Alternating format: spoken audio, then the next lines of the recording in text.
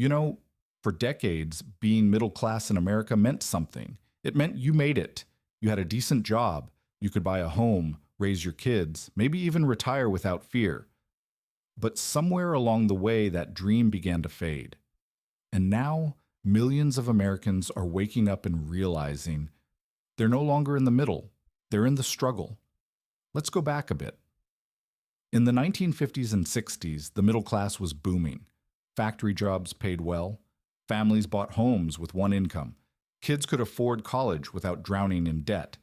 It wasn't perfect, but it was stable. Today, that stability is gone.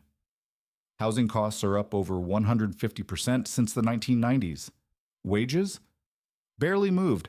Healthcare, childcare, insurance, all rising faster than paychecks. People used to say, if you work hard, you can build a good life. Now, people are working harder than ever and still falling behind. The Great Squeeze. The middle class isn't vanishing overnight. It's being slowly squeezed from both sides. On one side, the cost of living keeps skyrocketing: rent, groceries, gas, property taxes. On the other, wages and benefits that haven't kept pace for decades. Families are being forced to make impossible choices. Do we pay the mortgage or the medical bill? Do we buy new clothes for the kids or save for retirement? Do we skip dinner out or skip health insurance altogether? And that's not just a few people. That's tens of millions of Americans living paycheck to paycheck. Even families earning $100,000 a year, once considered comfortably middle class, are feeling the heat. Because in cities like Denver, Austin, or San Diego, that barely covers rent, childcare, and groceries. The illusion of progress. Politicians love to say the economy is doing great. Stock market's up, unemployment's low, consumer spending's high. But here's the thing. Those numbers don't tell the truth of real life. Because what good is a strong economy if ordinary people can't afford to live in it? That's the illusion. A few people at the top are thriving, but for the average worker, the American dream has turned into a debt trap. You can see it everywhere. Credit card debt hitting record highs, savings rates hitting record lows, and people working multiple jobs just to survive. This isn't progress, it's pressure, and pressure always leads to something breaking. The disappearing homeowner. Let's talk about the symbol of the middle class, homeownership. It used to be the foundation of stability. You bought a house, built equity, and passed it on to your kids. Now, that dream is slipping out of reach for millions. In many cities, first-time buyers are competing with investors, not families. Big corporations like BlackRock and Invitation Homes are buying entire neighborhoods, turning homes into rental properties. That means families aren't building wealth. They're paying someone else's mortgage every month. The average American now needs over $115,000 a year to afford the median-priced home. Think about that. The median household income is around $74,000. The math just doesn't work anymore. And yet, the government calls it a healthy housing market. For who? The vanishing middle, a silent crisis. This isn't just about numbers. It's about identity. Because when the middle class disappears, something bigger dies. The belief that America is a place where anyone can rise, where effort equals reward. Now for millions, it feels like no matter how hard they work, the goalpost keeps moving. And when people lose hope, when they feel invisible, that's when division grows. That's when anger rises. That's when a society starts to fracture. Because the middle class isn't just an income bracket, it's the backbone of democracy. It's what keeps the country stable. When it breaks, the whole system starts to shake. The modern struggle. You can see it in the small things. A mom sitting in her car after work, just trying to breathe before heading home to make dinner. A father working 60 hours a week and still checking his bank account before buying groceries. A young couple giving up on having kids because they can't afford childcare or a house. These aren't lazy people. They're the ones who keep this country running. Teachers, delivery drivers, nurses, office workers, small business owners, all fighting to stay afloat, all watching prices climb while paychecks stand still. It's not that they stopped believing in the American dream, it's that the dream stopped believing in them. A shift in priorities. The truth is, America changed its priorities. Decades ago, companies believed in workers. Now they believe in profits. Factories moved overseas. Healthcare got privatized. College turned into a business. And housing became an investment strategy. The system didn't collapse overnight. It was redesigned. And the result? A shrinking middle class and a growing divide between those who have everything and those who have nothing left to give. The emotional toll. But here's the part no one talks about. The emotional weight of all this, the stress, the anxiety, the quiet sense of failure. People blame themselves. Maybe I should have worked harder, saved more, made better choices. But how can you save money when rent eats half your income? How can you get ahead when medical bills cost more than your car? This isn't about personal failure. It's about a broken system. And every day, more people are realizing that the middle class isn't dying because Americans got weaker. It's dying because the system stopped working for them. But there's still a glimmer of hope because Americans are waking up. They're learning to adapt, moving to affordable states, starting side hustles, downsizing, living smarter. And maybe, just maybe, that's how the middle class will survive. Not through politics, but through resilience. The hidden forces destroying the middle class. Let's be honest, the middle class didn't just fade away, it was pushed out, not by accident, but by a mix of decisions, policies, and priorities that tilted the game board against ordinary Americans. There are forces, quiet, invisible, but powerful, that have been draining the middle class for decades. Let's uncover them one by one. 1. Wages that never catch up. You've probably heard it before. Wages are up, sure, on paper, but when you adjust for inflation, the average American worker today earns less buying power than their parents did 40 years ago. Think about that. We're living in the age of AI, space travel, billion-dollar tech companies, and yet the average person has to work longer just to afford the same things their grandparents took for granted. Why? Because productivity went up. But paychecks didn't follow. Since the late 1970s, worker productivity has increased by over 60%. But wages? Only about 15%. That gap, that missing 45%, didn't disappear. It went somewhere. It went to corporate profits, stock buybacks, and executive bonuses. So when people wonder why the middle class is shrinking, the answer is simple. The money that used to build it got redirected upward. 2. The debt trap. Now let's talk about one of the most painful realities of middle-class life. Debt. Credit card debt, student loans, auto loans, medical bills, mortgage payments. It's not just that people borrow more, it's that they have to just to survive. The middle class has been sold a dream on credit. Want to go to college? Take out loans? Want a home? Sign this mortgage? Need health care? Here's your deductible. Want to retire? Good luck. Your 401k depends on the stock market.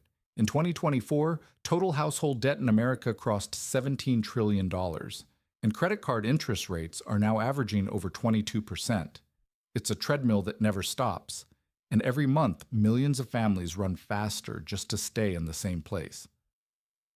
But here's the cruel twist. While working people drown in debt, the financial industry thrives, because every dollar of interest paid is profit for someone else. 3. The cost of everything crisis. You don't need an economist to tell you something's off. You see it every day at the grocery store: eggs, gas, rent, healthcare, insurance.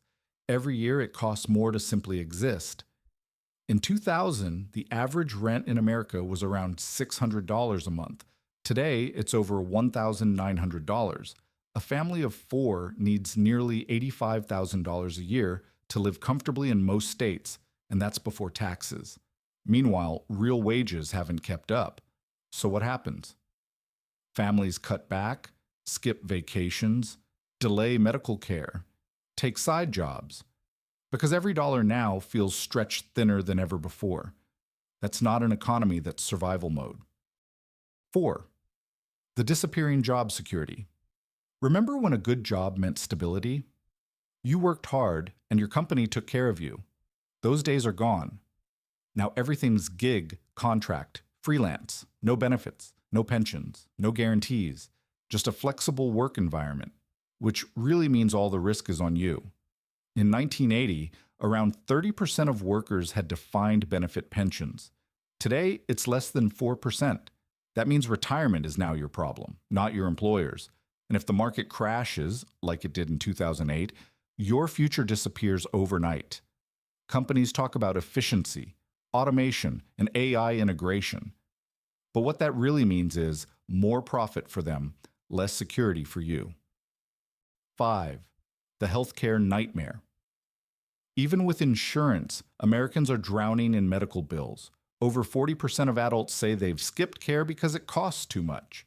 Healthcare spending in the US is over $4.5 trillion. That's more than the next 10 countries combined. But what do we get for it? Surprise bills, denied claims, high deductibles, and an endless sense of fear that one illness could destroy your life savings.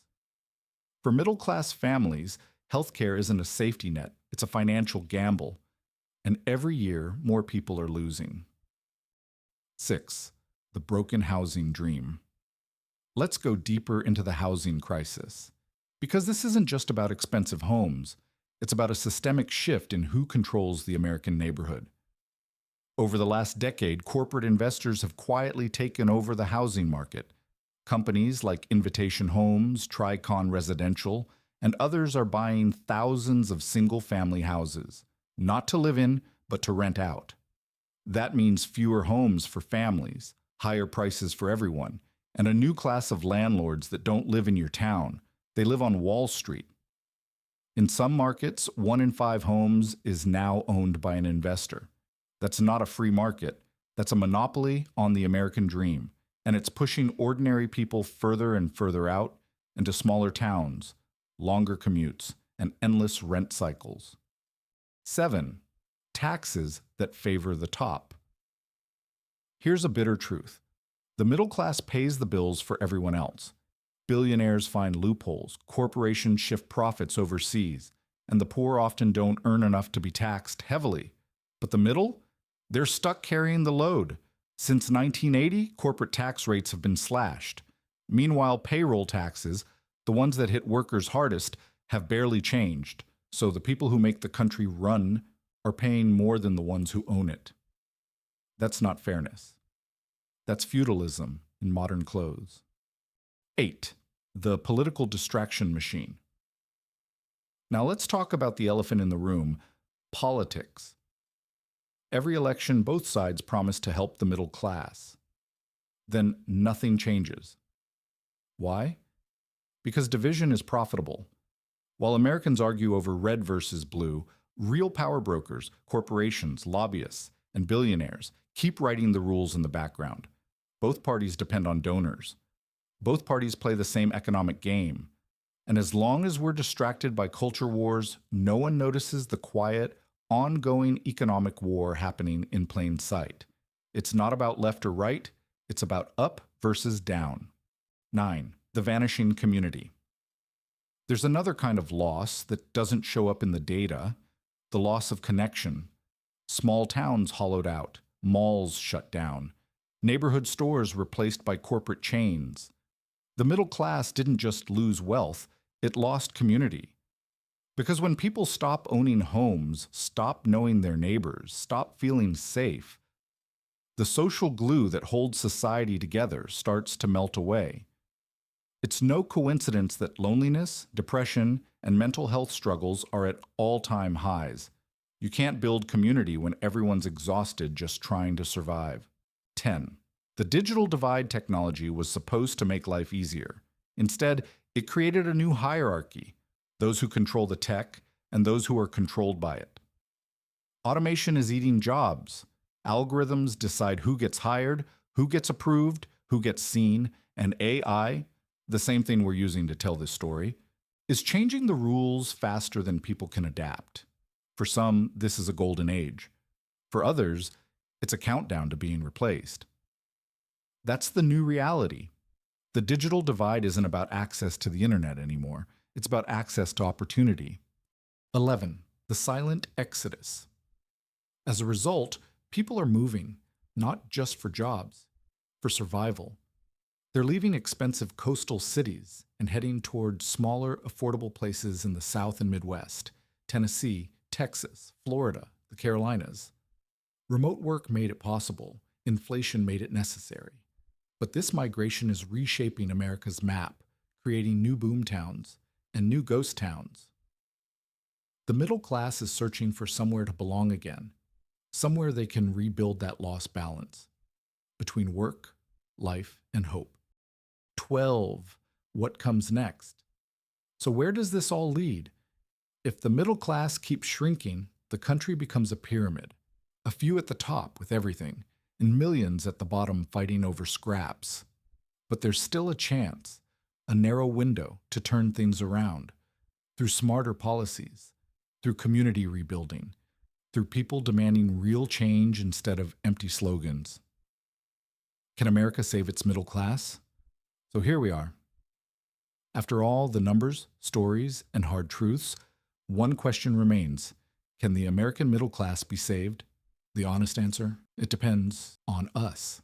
Because while everything we've talked about, the wages, the debt, the housing, the politics, sounds like a giant, unstoppable machine, the truth is, it was built by people, and what's built by people can be changed by people.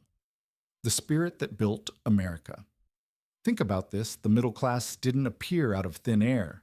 It was built through decades of hard work, community, and collective belief that if you put in effort, you could have a better life than your parents. After World War II, millions of families bought their first homes, sent kids to college, took family road trips, and built neighborhoods that became the backbone of the nation. It wasn't just money, it was pride. It was ownership. It was that feeling that you were part of something bigger, something American. That's the spirit we've lost somewhere along the way, and that's the spirit we need to bring back. What experts are saying, economists and sociologists have been warning for years. A strong country cannot survive without a strong middle class. Dr. Raj Chetty from Harvard says, upward mobility in America has fallen by more than half since the 1950s. That means a child born in a poor family today has a much smaller chance of climbing into the middle class than their grandparents ever did. But here's what's interesting. The decline isn't the same everywhere. In smaller cities like Des Moines, Boise, Omaha, and Raleigh, upward mobility is still alive. Because communities are tighter, costs are lower, people still know each other. So the American dream hasn't died, it's just moved. It's hiding in places most people overlook. Why the bubble exists. The middle class collapse is tied to one word: bubbles. Housing bubbles, college tuition bubbles, healthcare bubbles, even stock market bubbles. Everything that used to be stable now swings like a roller coaster. Why? Because instead of investing in long-term stability, America started chasing short-term gains. Corporations focus on next quarter's profit, politicians focus on the next election, and consumers, driven by social media, focus on the next upgrade. It's a loop, a dangerous one, because bubbles always pop, and when they do, it's the middle class that absorbs the shock. The generational divide. There's also something deeper happening, a quiet tension between generations. Boomers who built wealth through affordable housing and pensions, millennials who inherited debt and rising costs, and Gen Z who's watching the system crack in real time. It's not a fight. It's a frustration, a feeling of, why does it feel like we worked harder but got less? And yet, beneath that anger, there's something beautiful. Younger Americans are more open to change, more aware of inequality, and more determined to rebuild what's been lost. They don't want to burn America down. They want to redesign it. Real solutions, not slogans. Let's talk solutions because complaining doesn't fix anything. To rebuild the middle class, the country needs three things: affordable essentials, housing, healthcare, and education need reform. Real reform, not band aids. If people can't afford to live, they can't build wealth. Fair wages. When workers are productive, they deserve a fair share of that success. Raise wages, reward skill, and rebuild the ladder of opportunity. Accountability. Corporations, billionaires, and politicians must play by the same rules as everyone else. Tax loopholes, stock buybacks, and political money need to be cleaned up, not hidden. These are not impossible goals. And every generation has the chance to make those choices again. The final reflection. So, is the American middle class dying? Maybe. But it's not dead yet. It's hurting. It's struggling, but it's still breathing. Every paycheck, every family dinner, every small business that refuses to close, every person who still believes in fairness, they're keeping it alive. The system might be broken, but the spirit is still here. And that's something worth fighting for. If you've made it this far, you're part of that spirit. You care. You see. You believe that America can do better, and it must. Because the future doesn't belong to the richest. It belongs to the ones who build it. And that's the real middle class story. Not a tragedy, but a fight for rebirth. If you believe the middle class deserves a comeback, hit that like button. It helps spread this message. And tell me in the comments, what's the biggest challenge you think America needs to fix first?